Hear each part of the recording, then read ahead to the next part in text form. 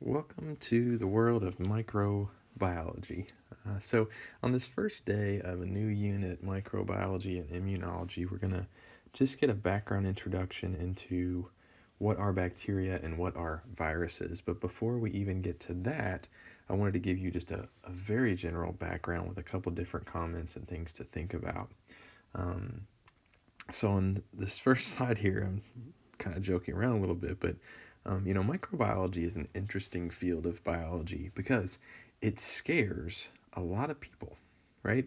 And we see that it's so evident right now with the fact that we are doing school from home because people are afraid of the coronavirus.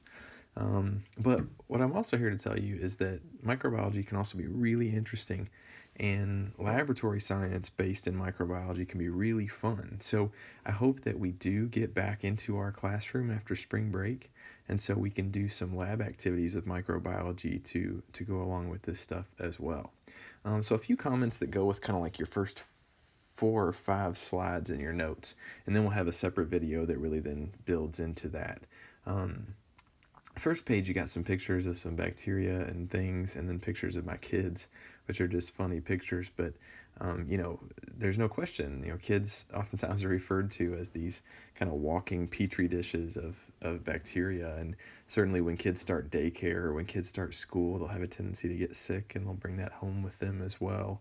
But it's interesting, isn't it? It's an interesting interplay between things that make us sick and the immune system, and how the immune system has to develop and learn.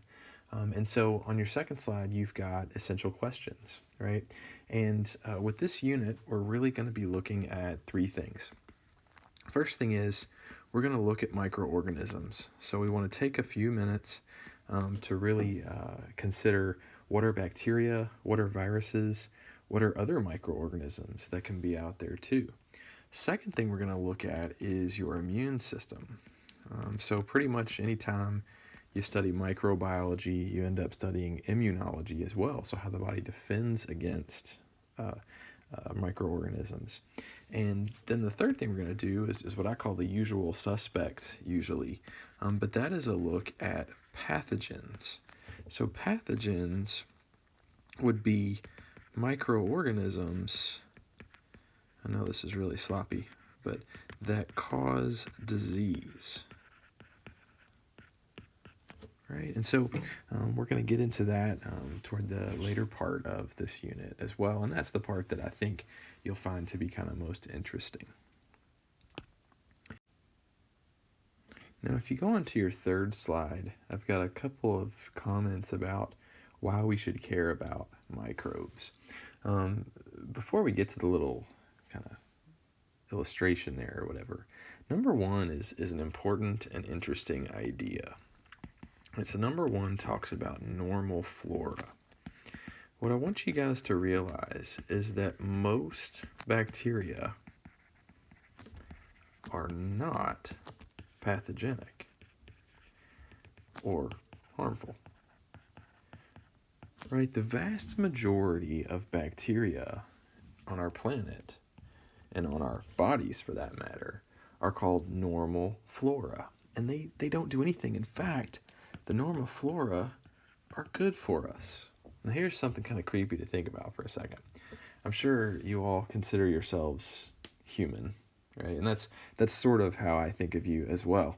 But that's because you are made up of about 1 trillion human cells, right? So each of you guys, which look just like this gingerbread man, look, got a skirt on it for you even. You are roughly 1 trillion human cells. But you want to guess how many bacterial cells you are? About 10 trillion bacterial cells. Right, 10 trillion. So everywhere on you and in you are all these bacterial cells. Now here's something like even crazier to think about. Think about your DNA, right? You have about 30,000 human genes, and you have about 3 million, 100 times as many bacterial genes in and on your body. And this is your normal flora, but you need these, right? You need these bacteria to help keep your skin healthy. You need these bacteria to help you digest food. You need these bacteria to actually help your immune system function. You need them everywhere. And they're really, really important to us. Now, what we don't want to ignore, though, is that pathogenic types can really be bad. Right? Pathogenic types can cause an infection. Now, this takes us to the little kind of makeshift chart I made on your slide. Got this information from the CDC. On your copy, it's 2015. I've actually updated this to their latest information, which is 2017. The only thing that changed is that number 4 and number 5 actually flip-flopped. So now,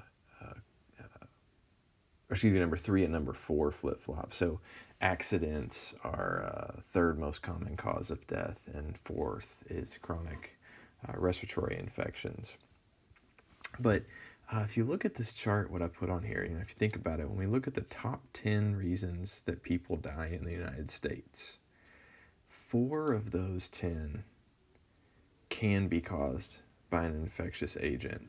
2 of those 10 are definitely infections. So lower respiratory infections chronically, so like over and over again, and then flu and pneumonia.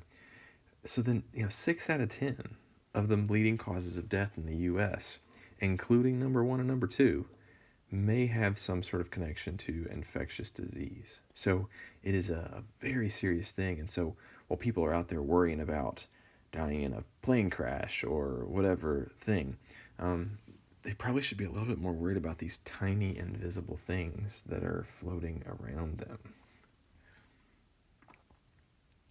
Now, if you look at your next slide, you have just a little background on what microbiology is, and realize that we're looking at an entirely different domain now, the bacteria, and then as you'll see on your next slide as well, the archaea. So while we spend most of our year in biomedical science talking about humans, so talking about the animal kingdom, we do want to take a little bit of time to look at microorganisms. Microorganisms, again, could be bacteria. They can also be eukaryotic, right? So we can also see eukarya. Fungi can cause infection. Protists can cause infection. These would usually be like parasites. But then, certainly, we have a lot of bacteria that do that. We also have viruses that we'll talk about later, which are not really classified with any of these other things because, they're not really alive. So when we think about the current outbreak of coronavirus, that's not technically a living thing, but obviously it can still cause some trouble. Now, we also see immunology here, right? Immunology, or the study of the human immune system, is also a big piece of sort of this unit and this study of microorganisms. Now, the last thing for this little video is on your 5th slide. You've got this commentary about the dark domain Archaea. Now, the Archaea are also unicellular, but they're different than bacteria in that they are typically extremophiles. And extremophiles live in extreme conditions. So you're going to find them only where there's extremes. Maybe it's an extreme pH, like in your stomach. Maybe it's an extreme temperature, like in a deep sea vent or a volcanic crack or something like that.